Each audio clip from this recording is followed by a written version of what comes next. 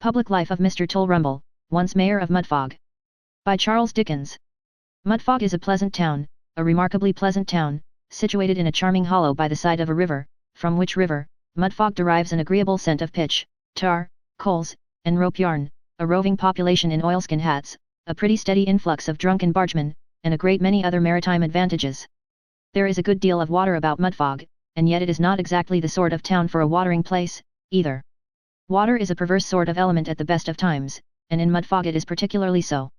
In winter, it comes oozing down the streets and tumbling over the fields, nay, rushes into the very cellars and kitchens of the houses, with a lavish prodigality that might well be dispensed with, but in the hot summer weather it will dry up, and turn green, and, although green is a very good color in its way, especially in grass, still it certainly is not becoming to water, and it cannot be denied that the beauty of Mudfog is rather impaired, even by this trifling circumstance. Mudfog is a healthy place, very healthy, damp, perhaps, but none the worse for that. It's quite a mistake to suppose that damp is unwholesome. Plants thrive best in damp situations, and why shouldn't men? The inhabitants of Mudfog are unanimous in asserting that there exists not a finer race of people on the face of the earth. Here we have an indisputable and veracious contradiction of the vulgar error at once. So, admitting Mudfog to be damp, we distinctly state that it is salubrious. The town of Mudfog is extremely picturesque. Limehouse and Ratcliffe Highway are both something like it, but they give you a very faint idea of Mudfog. There are a great many more public houses in Mudfog, more than in Ratcliffe Highway and Limehouse put together. The public buildings, too, are very imposing. We consider the town hall one of the finest specimens of shed architecture, extant. It is a combination of the pigsty and tea garden box orders, and the simplicity of its design is of surpassing beauty. The idea of placing a large window on one side of the door, and a small one on the other, is particularly happy. There is a fine old Doric beauty, too, about the padlock and scraper, which is strictly in keeping with the general effect. In this room do the mayor and corporation of Mudfog assemble together in solemn council for the public weal. Seated on the massive wooden benches, which, with the table in the center, form the only furniture of the whitewash department, the sage men of Mudfog spend hour after hour in grave deliberation.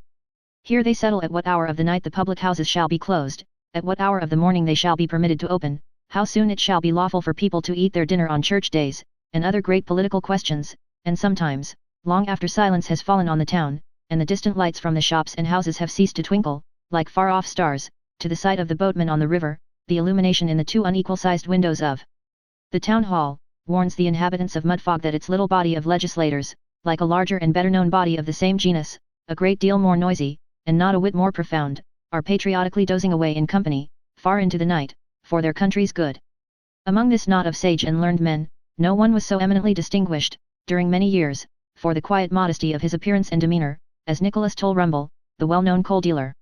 However exciting the subject of discussion, however animated the tone of the debate, or however warm the personalities exchanged, and even in Mudfog we get personal sometimes, Nicholas Tulrumble was always the same. To say truth, Nicholas, being an industrious man, and always up betimes, was apt to fall asleep when a debate began, and to remain asleep till it was over, when he would wake up very much refreshed, and give his vote with the greatest complacency. The fact was, that Nicholas Tulrumble, knowing that everybody there had made up his mind beforehand, considered the talking as just a long boteration about nothing at all, and to the present hour it remains a question, whether, on this point at all events, Nicholas Tulrumble was not pretty near right. Time, which strews a man's head with silver, sometimes fills his pockets with gold. As he gradually performed one good office for Nicholas Tulrumble, he was obliging enough, not to omit the other. Nicholas began life in a wooden tenement of 4 feet square, with a capital of 2 and 9 pence, and a stock in trade of 3 bushels and a half of coals, exclusive of the large lump which hung, by way of signboard, outside. Then he enlarged the shed, and kept a truck, then he left the shed, and the truck too, and started a donkey and a Mrs. Tulrumble, then he moved again and set up a cart. The cart was soon afterwards exchanged for a wagon, and so he went on like his great predecessor Whittington, only without a cat for a partner, increasing in wealth and fame, until at last he gave up business altogether, and retired with Mrs. Tulrumble and family to Mudfog Hall, which he had himself erected, on something which he attempted to delude himself into the belief was a hill, about a quarter of a mile distant from the town of Mudfog. About this time, it began to be murmured in Mudfog that Nicholas Tulrumble was growing vain and haughty, that prosperity and success had corrupted the simplicity of his manners, and tainted the natural goodness of his heart, in short, that he was setting up for a public character, and a great gentleman, and affected to look down upon his old companions with compassion and contempt. Whether these reports were at the time well founded, or not, certain it is that Mrs. Tulrumble very shortly afterwards started a 4-wheel chaise, driven by a tall postilion in a yellow cap, that Mr. Tulrumble Jr. took to smoking cigars, and calling the footman a feller, and that Mr. Tulrumble from that time forth, was no more seen in his old seat in the chimney corner of the Lighterman's Arms at night. This looked bad, but, more than this, it began to be observed that Mr. Nicholas Tulrumble attended the corporation meetings more frequently than heretofore, and he no longer went to sleep as he had done for so many years, but propped his eyelids open with his 2 forefingers, that he read the newspapers by himself at home, and that he was in the habit of indulging abroad in distant and mysterious allusions to masses of people, and the property of the country, and productive power, and the moneyed interest, all of which denoted and proved that Nicholas Tulrumble was either mad or worse, and it puzzled the good people of Mudfog amazingly.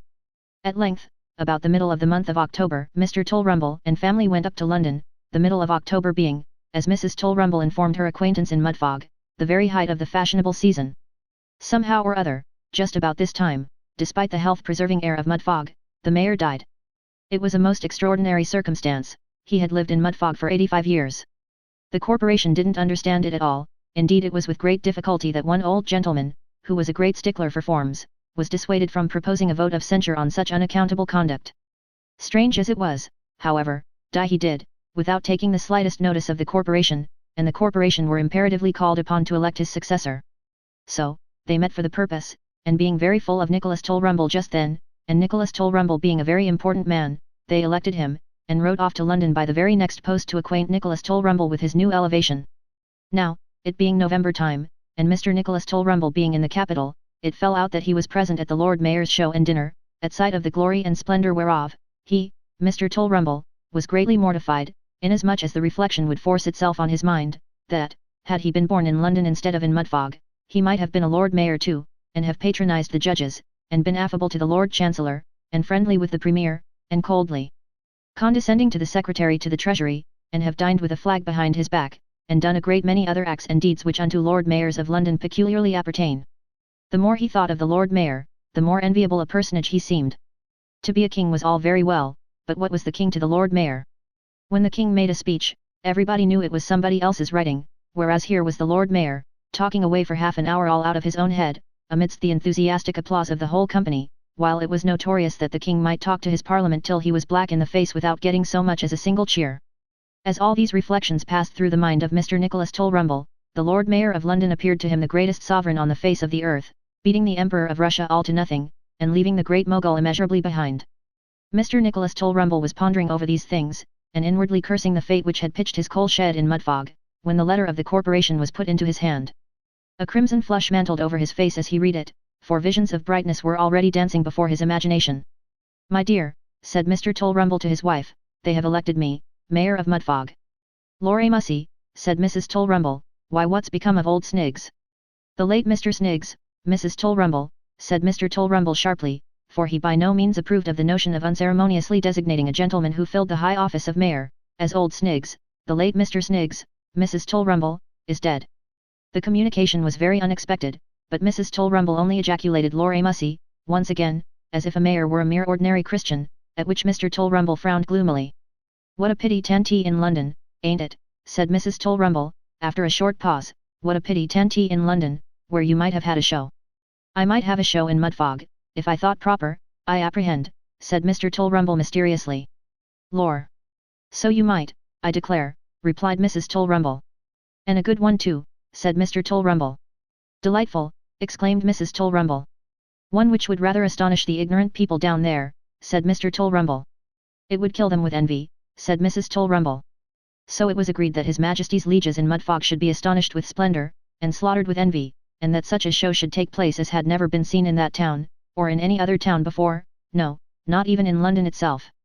On the very next day after the receipt of the letter, down came the tall postilion in a post-chaise, not upon one of the horses, but inside, actually inside the chaise, and, driving up to the very door of the town hall, where the corporation were assembled, delivered a letter, written by the Lord knows who, and signed by Nicholas Tulrumble, in which Nicholas said, all through 4 sides of closely written, gilt-edged, hot-pressed, Bath post letter paper, that he responded to the call of his fellow townsmen with feelings of heartfelt delight, that he accepted the arduous office which their confidence had imposed upon him, that they would never find him shrinking from the discharge of his duty, that he would endeavour to execute his functions with all that dignity which their magnitude and importance demanded, and a great deal more to the same effect. But even this was not all.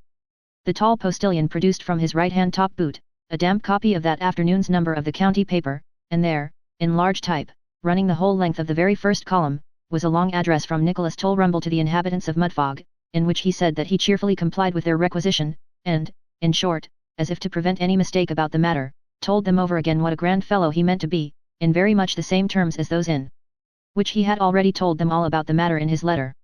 The corporation stared at one another very hard at all this, and then looked as if for explanation to the tall postilion, but as the tall postilion was intently contemplating the gold tassel on the top of his yellow cap, and could have afforded no explanation whatever, even if his thoughts had been entirely disengaged, they contented themselves with coughing very dubiously, and looking very grave.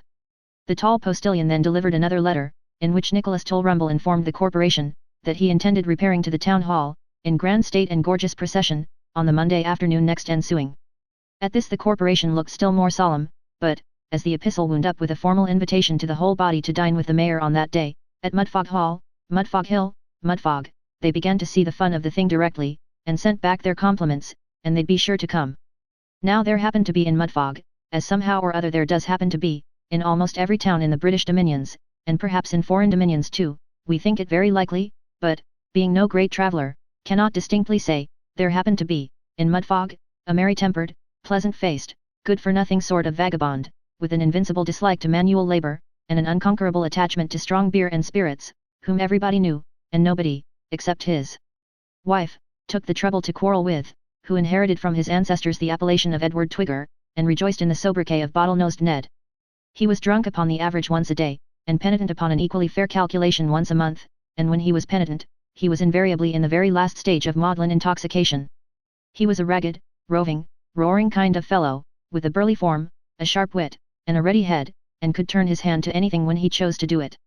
He was by no means opposed to hard labour on principle, for he would work away at a cricket match by the day together, running, and catching, and batting, and bowling, and revelling in toil which would exhaust a galley slave. He would have been invaluable to a fire office. Never was a man with such a natural taste for pumping engines, running up ladders, and throwing furniture out of 2 pair of stairs windows, nor was this the only element in which he was at home. He was a humane society in himself, a portable drag, an animated life preserver, and had saved more people, in his time, from drowning, than the Plymouth lifeboat, or Captain Manby's apparatus. With all these qualifications, notwithstanding his dissipation, Bottle-nosed Ned was a general favourite, and the authorities of Mudfog, remembering his numerous services to the population, allowed him in return to get drunk in his own way, without the fear of stocks, fine, or imprisonment. He had a general license, and he showed his sense of the compliment by making the most of it. We have been thus particular in describing the character and avocations of Bottle-nosed Ned, because it enables us to introduce a fact politely, without hauling it into the reader's presence with indecent haste by the head and shoulders, and brings us very naturally to relate, that on the very same evening on which Mr. Nicholas Tulrumble and family returned to Mudfog, Mr. Tulrumble's new secretary, just imported from London, with a pale face and light whiskers, thrust his head down to the very bottom of his neckcloth tie, in at the taproom door of the Lighterman's Arms, and inquiring whether one Ned Twigger was luxuriating within, announced himself as the bearer of a message from Nicholas Tulrumble, Esquire, requiring Mr. Twigger's immediate attendance at the hall, on private and particular business. It being by no means Mr. Twigger's interest to affront the mayor, he rose from the fireplace with a slight sigh, and followed the light-whiskered secretary through the dirt and wet of Mudfog streets, up to Mudfog Hall, without further ado. Mr. Nicholas Tulrumble was seated in a small cavern with a skylight, which he called his library, sketching out a plan of the procession on a large sheet of paper, and into the cavern the secretary ushered Ned Twigger. "Well, Twigger," said Nicholas Tulrumble, condescendingly. There was a time when Twigger would have replied, "Well, Nick," but that was in the days of the truck, and a couple of years before the donkey, so, he only bowed. "I want you to go into training, Twigger," said Mr. Tulrumble. "What for, sir?" inquired Ned, with a stare. "Hush, hush, Twigger," said the mayor. "Shut the door, Mr. Jennings. Look here, Twigger." As the mayor said this, he unlocked a high closet, and disclosed a complete suit of brass armour, of gigantic dimensions. "I want you to wear this next Monday, Twigger," said the mayor. "Bless your heart and soul, sir," replied Ned, "you might as well ask me to wear a 74-pounder, or a cast-iron boiler." "Nonsense, Twigger, nonsense," said the mayor. "I couldn't stand under it, sir," said Twigger, "it would make mashed potatoes of me, if I attempted it." "Pooh, pooh, Twigger," returned the mayor. "I tell you I have seen it done with my own eyes in London, and the man wasn't half such a man as you are, either." "I should as soon have thought of a man's wearing the case of an 8-day clock to save his linen," said Twigger, casting a look of apprehension at the brass suit. "It's the easiest thing in the world," rejoined the mayor. It's nothing, said Mr. Jennings. When you're used to it, added Ned. You do it by degrees, said the mayor. You would begin with one piece tomorrow, and two the next day, and so on, till you had got it all on. Mr. Jennings, give Twigger a glass of rum. Just try the breastplate, Twigger. Stay, take another glass of rum first. Help me to lift it, Mr. Jennings. Stand firm, Twigger. There, it isn't half as heavy as it looks, is it? Twigger was a good strong, stout fellow, so, after a great deal of staggering, he managed to keep himself up, under the breastplate, and even contrived, with the aid of another glass of rum, to walk about in it, and the gauntlets into the bargain. He made a trial of the helmet, but was not equally successful, inasmuch as he tipped over instantly, an accident which Mr. Tulrumble clearly demonstrated to be occasioned by his not having a counteracting weight of brass on his legs. Now, wear that with grace and propriety on Monday next, said Tulrumble, and I'll make your fortune. I'll try what I can do, sir, said Twigger. It must be kept a profound secret, said Tulrumble. Of course, sir, replied Twigger. And you must be sober, said Tulrumble, perfectly sober. Mr. Twigger at once solemnly pledged himself to be as sober as a judge, and Nicholas Tulrumble was satisfied, although, had we been Nicholas, we should certainly have exacted some promise of a more specific nature, inasmuch as, having attended the Mudfog Assizes in the evening more than once, we can solemnly testify to having seen judges with very strong symptoms of dinner under their wigs. However, that's neither here nor there. The next day, and the day following, and the day after that, Ned Twigger was securely locked up in the small cavern with the skylight, hard at work at the armor. With every additional piece he could manage to stand upright in, he had an additional glass of rum, and at last, after many partial suffocations, he contrived to get on the whole suit, and to stagger up and down the room in it, like an intoxicated effigy from Westminster Abbey. Never was man so delighted as Nicholas Tulrumble, never was woman so charmed as Nicholas Tulrumble's wife. Here was a sight for the common people of Mudfog. A live man in brass armor. Why, they would go wild with wonder. The Monday, arrived. If the morning had been made to order, it couldn't have been better adapted to the purpose. They never showed a better fog in London on Lord Mayor's Day, than enwrapped the town of Mudfog on that eventful occasion. It had risen slowly and surely from the green and stagnant water with the first light of morning, until it reached a little above the lamp-post tops, and there it had stopped, with a sleepy, sluggish obstinacy, which bade defiance to the sun, who had got up very bloodshot about the eyes, as if he had been at a drinking party overnight, and was doing his day's work with the worst possible grace. The thick damp mist hung over the town like a huge gauze curtain. All was dim and dismal. The church steeples had bidden a temporary adieu to the world below, and every object of lesser importance, houses, barns, hedges, trees, and barges, had all taken the veil. The church clock struck 1. A cracked trumpet from the front garden of Mudfog Hall produced a feeble flourish, as if some asthmatic person had coughed into it accidentally. The gate flew open, and out came a gentleman, on a moist sugar-colored charger, intended to represent a herald, but bearing a much stronger resemblance to a court guard on horseback. This was one of the circus people, who always came down to Mudfog at that time of the year, and who had been engaged by Nicholas Tulrumble expressly for the occasion. There was the horse, whisking his tail about, balancing himself on his hind legs, and flourishing away with his 4 feet, in a manner which would have gone to the hearts and souls of any reasonable crowd. But a Mudfog crowd never was a reasonable one, and in all probability never will be. Instead of scattering the very fog with their shouts, as they ought most indubitably to have done, and were fully intended to do, by Nicholas Tulrumble, they no sooner recognized the herald, than they began to growl forth the most unqualified disapprobation at the bare notion of his riding like any other man. If he had come out on his head indeed, or jumping through a hoop, or flying through a red-hot drum, or even standing on one leg with his other foot in his mouth, they might have had something to say to him, but for a professional gentleman to sit astride in the saddle, with his feet in the stirrups, was rather too good a joke. So, the herald was a decided failure, and the crowd hooted with great energy, as he pranced ingloriously away. On the procession came. We are afraid to say how many supernumeraries there were, in striped shirts and black velvet caps, to imitate the London watermen, or how many base imitations of running footmen, or how many banners, which, owing to the heaviness of the atmosphere, could by no means be prevailed on to display their inscriptions. Still less do we feel disposed to relate how the men who played the wind instruments, looking up into the sky, we mean the fog, with musical fervor, walked through pools of water and hillocks of mud, till they covered the powdered heads of the running footmen aforesaid with splashes, that looked curious, but not ornamental, or how the barrel organ performer put on the wrong stop, and played one tune while the band played another, or how the horses, being used to the arena, and not to the streets, would stand still and dance, instead of going on and prancing, all of which are matters which might be dilated upon to great advantage, but which we have not the least intention of dilating upon. Notwithstanding. Oh!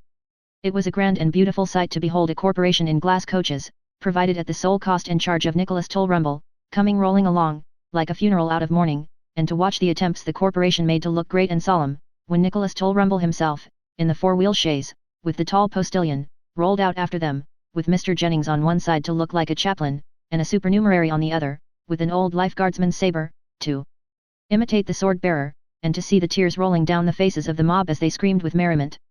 This was beautiful. And so was the appearance of Mrs. Tulrumble and son, as they bowed with grave dignity out of their coach window to all the dirty faces that were laughing around them. But it is not even with this that we have to do, but with the sudden stopping of the procession at another blast of the trumpet, whereat, and whereupon, a profound silence ensued, and all eyes were turned towards Mudfog Hall, in the confident anticipation of some new wonder. "They won't laugh now, Mr. Jennings," said Nicholas Tulrumble. "I think not, sir," said Mr. Jennings. "See how eager they look," said Nicholas Tulrumble. "Aha! The laugh will be on our side now, Mr. Jennings." "No doubt of that, sir," replied Mr. Jennings, and Nicholas Tulrumble, in a state of pleasurable excitement, stood up in the four-wheel chaise, and telegraphed gratification to the mayoress behind. While all this was going forward, Ned Twigger had descended into the kitchen of Mudfog Hall for the purpose of indulging the servants with a private view of the curiosity that was to burst upon the town, and, somehow or other, the footman was so companionable, and the housemaid so kind, and the cook so friendly, that he could not resist the offer of the first mentioned to sit down and take something, just to drink success to master in.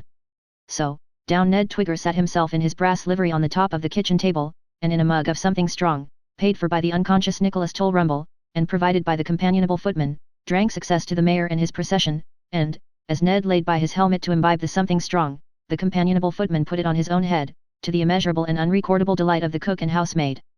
The companionable footman was very facetious to Ned, and Ned was very gallant to the cook and housemaid by turns. They were all very cosy and comfortable, and the something strong went briskly round.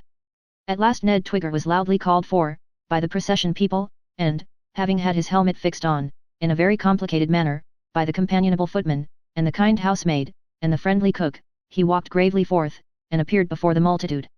The crowd roared. It was not with wonder, it was not with surprise, it was most decidedly and unquestionably with laughter. "What?"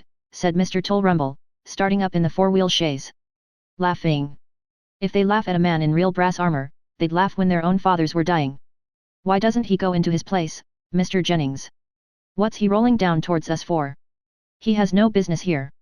"I am afraid, sir," faltered Mr. Jennings. "Afraid of what, sir?" said Nicholas Tulrumble, looking up into the secretary's face. "I am afraid he's drunk, sir," replied Mr. Jennings. Nicholas Tulrumble took one look at the extraordinary figure that was bearing down upon them, and then, clasping his secretary by the arm, uttered an audible groan in anguish of spirit. It is a melancholy fact that Mr. Twigger, having full license to demand a single glass of rum on the putting on of every piece of the armour, got, by some means or other, rather out of his calculation in the hurry and confusion of preparation, and drank about 4 glasses to a piece instead of 1, not to mention the something strong which went on the top of it.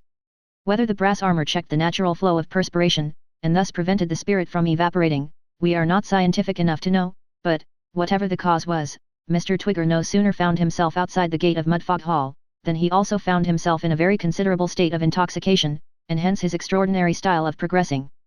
This was bad enough, but, as if fate and fortune had conspired against Nicholas Tulrumble, Mr. Twigger, not having been penitent for a good calendar month, took it into his head to be most especially and particularly sentimental, just when his repentance could have been most conveniently dispensed with. Immense tears were rolling down his cheeks, and he was vainly endeavouring to conceal his grief by applying to his eyes a blue cotton pocket handkerchief with white spots, an article not strictly in keeping with a suit of armour some 300 years old, or thereabouts. "Twigger, you villain," said Nicholas Tulrumble, quite forgetting his dignity, "go back." "Never," said Ned. "I'm a miserable wretch. I'll never leave you." The bystanders of course received this declaration with acclamations of "That's right, Ned, don't." "I don't intend it," said Ned, with all the obstinacy of a very tipsy man. "I'm very unhappy. I'm the wretched father of an unfortunate family, but I am very faithful, sir. I'll never leave you." Having reiterated this obliging promise, Ned proceeded in broken words to harangue the crowd upon the number of years he had lived in Mudfog, the excessive respectability of his character, and other topics of the like nature. "Here. Will anybody lead him away?" said Nicholas. "If they'll call on me afterwards, I'll reward them well." 2 or 3 men stepped forward, with the view of bearing Ned off, when the secretary interposed. "Take care. Take care," said Mr. Jennings. "I beg your pardon, sir," but they'd better not go too near him, because, if he falls over, he'll certainly crush somebody. At this hint the crowd retired on all sides to a very respectful distance, and left Ned, like the Duke of Devonshire, in a little circle of his own. "But, Mr. Jennings," said Nicholas Tulrumble, "he'll be suffocated." "I'm very sorry for it, sir," replied Mr. Jennings, "but nobody can get that armor off, without his own assistance. I'm quite certain of it from the way he put it on." Here Ned wept dolefully, and shook his helmeted head, in a manner that might have touched a heart of stone, but the crowd had not hearts of stone, and they laughed heartily. "Dear me, Mr. Jennings," said Nicholas, turning pale at the possibility of Ned's being smothered in his antique costume, "dear me, Mr. Jennings, can nothing be done with him?" "Nothing at all," replied Ned, "nothing at all. Gentlemen, I'm an unhappy wretch. I'm a body, gentlemen, in a brass coffin." At this poetical idea of his own conjuring up, Ned cried so much that the people began to get sympathetic, and to ask what Nicholas Tulrumble meant by putting a man into such a machine as that, and one individual in a hairy waistcoat like the top of a trunk, who had previously expressed his opinion that if Ned hadn't been a poor man, Nicholas wouldn't have dared do it, hinted at the propriety of breaking the four-wheel chaise, or Nicholas's head, or both, which last compound proposition they crowd seemed to consider a very good notion. It was not acted upon, however, for it had hardly been broached, when Ned Twigger's wife made her appearance abruptly in the little circle before noticed, and Ned no sooner caught a glimpse of her face and form, than from the mere force of habit he set off towards his home just as fast as his legs could carry him, and that was not very quick in the present instance either, for, however ready they might have been to carry him, they couldn't get on very well under the brass armor. So, Mrs. Twigger had plenty of time to denounce Nicholas Tulrumble to his face, to express her opinion that he was a decided monster, and to intimate that, if her ill-used husband sustained any personal damage from the brass armor, she would have the law of Nicholas Tulrumble for manslaughter. When she had said all this with due vehemence, she posted after Ned, who was dragging himself along as best he could, and deploring his unhappiness in most dismal tones. What a wailing and screaming Ned's children raised when he got home at last! Mrs. Twigger tried to undo the armor, first in one place, and then in another, but she couldn't manage it, so she tumbled Ned into bed, helmet, armor, gauntlets, and all. Such a creaking as the bedstead made, under Ned's weight in his new suit. It didn't break down though, and there Ned lay, like the anonymous vessel in the Bay of Biscay, till next day, drinking barley water, and looking miserable, and every time he groaned, his good lady said it served him right, which was all the consolation Ned Twigger got. Nicholas Tulrumble and the gorgeous procession went on together to the town hall, amid the hisses and groans of all the spectators, who had suddenly taken it into their heads to consider poor Ned a martyr. Nicholas was formally installed in his new office, in acknowledgement of which ceremony he delivered himself of a speech, composed by the secretary, which was very long, and no doubt very good, only the noise of the people outside prevented anybody from hearing it, but Nicholas Tulrumble himself. After which, the procession got back to Mudfog Hall anyhow it could, and Nicholas and the corporation sat down to dinner. But the dinner was flat, and Nicholas was disappointed. They were such dull sleepy old fellows, that corporation. Nicholas made quite as long speeches as the Lord Mayor of London had done, nay, he said the very same things that the Lord Mayor of London had said, and the deuce a cheer the corporation gave him. There was only one man in the party who was thoroughly awake, and he was insolent, and called him Nick. Nick. What would be the consequence, thought Nicholas, of anybody presuming to call the Lord Mayor of London Nick? He should like to know what the sword-bearer would say to that, or the recorder, or the toastmaster, or any other of the great officers of the city. They'd nick him. But these were not the worst of Nicholas Tulrumble's doings. If they had been, he might have remained a mayor to this day, and have talked till he lost his voice. He contracted a relish for statistics, and got philosophical, and the statistics and the philosophy together, led him into an act which increased his unpopularity and hastened his downfall. At the very end of the Mudfog High Street, and abutting on the riverside, stands the Jolly Boatman, an old-fashioned low-roofed, bay-windowed house, with a bar, kitchen, and tap-room all in one, and a large fireplace with a kettle to correspond, round which the working men have congregated time out of mind on a winter's night, refreshed by draughts of good strong beer, and cheered by the sounds of a fiddle and tambourine, the Jolly Boatman having been duly licensed by the mayor and corporation to scrape the fiddle and thumb the tambourine from time, whereof the memory of the oldest inhabitants goeth not to the contrary. Now Nicholas Tulrumble had been reading pamphlets on crime, and parliamentary reports, or had made the secretary read them to him, which is the same thing in effect, and he at once perceived that this fiddle and tambourine must have done more to demoralize Mudfog, than any other operating causes that ingenuity could imagine. So he read up for the subject, and determined to come out on the corporation with a burst, the very next time the license was applied for. The licensing day came, and the red-faced landlord of the Jolly Boatman walked into the town hall, looking as jolly as need be, having actually put on an extra fiddle for that night, to commemorate the anniversary of the Jolly Boatman's music license. It was applied for in due form, and was just about to be granted as a matter of course, when up rose Nicholas Tulrumble, and drowned the astonished corporation in a torrent of eloquence. He descanted in glowing terms upon the increasing depravity of his native town of Mudfog, and the excesses committed by its population. Then, he related how shocked he had been, to see barrels of beer sliding down into the cellar of the Jolly Boatman week after week, and how he had sat at a window opposite the Jolly Boatman for 2 days together, to count the people who went in for beer between the hours of 12 and 1 o'clock alone, which, by the by, was the time at which the great majority of the Mudfog people dined.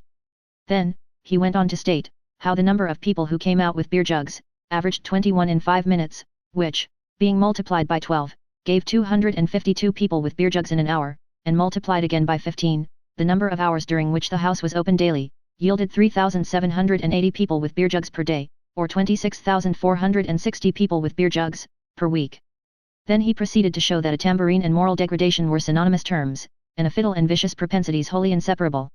All these arguments he strengthened and demonstrated by frequent references to a large book with a blue cover, and sundry quotations from the Middlesex magistrates, and in the end, the corporation, who were posed with the figures, and sleepy with the speech, and sadly in want of dinner into the bargain, yielded the palm to Nicholas Tulrumble, and refused the music license to the Jolly Boatman. But although Nicholas triumphed, his triumph was short. He carried on the war against beer jugs and fiddles, forgetting the time when he was glad to drink out of the one, and to dance to the other, till the people hated, and his old friends shunned him. He grew tired of the lonely magnificence of Mudfog Hall, and his heart yearned towards the lighterman's arms. He wished he had never set up as a public man, and sighed for the good old times of the coal shop, and the chimney corner. At length old Nicholas, being thoroughly miserable, took heart of grace, paid the secretary a quarter's wages in advance, and packed him off to London by the next coach. Having taken this step, he put his hat on his head, and his pride in his pocket, and walked down to the old room at the Lighterman's Arms. There were only 2 of the old fellows there, and they looked coldly on Nicholas as he proffered his hand. "Are you going to put down pipes, Mr. Tulrumble?" said one. "Or trace the progress of crime to Bacca?" growled another. "Neither," replied Nicholas Tulrumble, shaking hands with them both, whether they would or not. "I've come down to say that I'm very sorry for having made a fool of myself, and that I hope you'll give me up the old chair, again." The old fellows opened their eyes, and 3 or 4 more old fellows opened the door, to whom Nicholas, with tears in his eyes, thrust out his hand too, and told the same story. They raised a shout of joy, that made the bells in the ancient church tower vibrate again, and wheeling the old chair into the warm corner, thrust old Nicholas down into it, and ordered in the very largest sized bowl of hot punch, with an unlimited number of pipes, directly. The next day, the Jolly Boatman got the license, and the next night old Nicholas and Ned Twigger's wife led off a dance to the music of the fiddle and tambourine, the tone of which seemed mightily improved by a little rest, for they never had played so merrily before. Ned Twigger was in the very height of his glory, and he danced hornpipes, and balanced chairs on his chin, and straws on his nose, till the whole company, including the corporation, were in raptures of admiration at the brilliancy of his acquirements. Mr. Tulrumble, Jr., couldn't make up his mind to be anything but magnificent, so he went up to London and drew bills on his father, and when he had overdrawn, and got into debt, he grew penitent, and came home again. As to old Nicholas, he kept his word, and having had 6 weeks of public life, never tried it any more. He went to sleep in the town hall at the very next meeting, and, in full proof of his sincerity, has requested us to write this faithful narrative.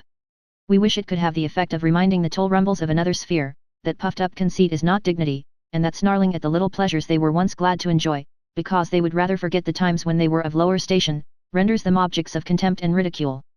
This is the first time we have published any of our gleanings from this particular source. Perhaps, at some future period, we may venture to open the Chronicles of Mudfog.